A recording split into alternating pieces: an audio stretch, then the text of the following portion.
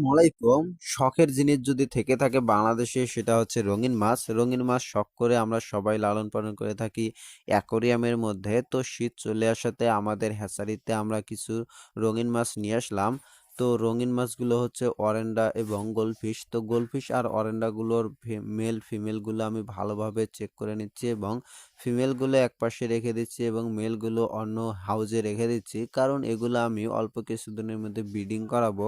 আর male female গুলো যদি আমি আলাদা রেখে দেই তাহলে ব্রিডিং করাইতে খুব ভালো রেজাল্ট হবে। এজন্য আমি খুব সাবধানতার সহিত মেল এবং ফিমেল গুলো আলাদা করে রেখে দিচ্ছি।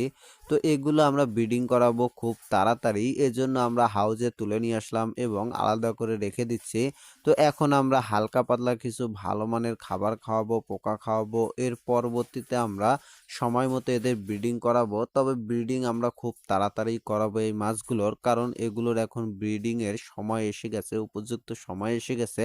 তারপরেও আমি এখন ব্রিডিং করাবো না, অল্প কিছুদিন সময় নেব। কারণ কেবল ব্রিডিং শুরু হচ্ছে, এতে খুব ভালো রেজাল্ট হবে না মাছের ডিমের। তো এজন্যই আমি কিছুদিন সময় নিব, ধৈর্য ধরবো। আসলে শুরুতে যদি একেবারেই ১ম এ যদি ব্রিডিং করা হয় তাহলে স্পাম পাতলা থাকে। আর স্পাম পাতলা থাকার কারণে মাছ ঠিকই হ্যাচিং হয়। পরবর্তীতে সেই মাছগুলো ভালোভাবে প্রোডাকশন আসে না।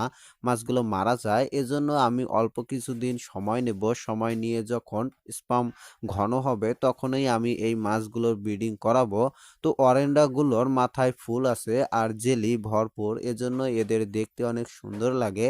সবচাইতে শখের মাছ হচ্ছে এই রঙিন মাছ। রঙিন মাছগুলো অ্যাকোরিয়ামে রাখা হয় এবং শখ করে আমরা অ্যাকোরিয়ামে লালন-পালন করি। মানুষের যে জিনিসটা পছন্দ হয় সেটা যদি অনেক বেশি টাকা দামও হয় তারপরেও সেই শখের জিনিসটা আমরা কখনোই হাতছাড়া করি না। ঠিক তেমনই এই রঙিন মাছগুলো আপনারা দেখতে পাচ্ছেন হাউজের মধ্যে অনেক সুন্দর দেখাচ্ছে। লালগুলো হচ্ছে অরেন্ডা আর কালারফুল যেগুলা এগুলা হচ্ছে গোল্ডফিশ। সবচাইতে গোল্ডফিশের মধ্যে সাদা এবং লাল এই মাছটা আমার কাছে সবচাইতে পছন্দের। তো এজন্যই আমি সাদা আর লাল এক জোড়া নিয়েছি এগুলা ব্রিডিং করানোর জন্য।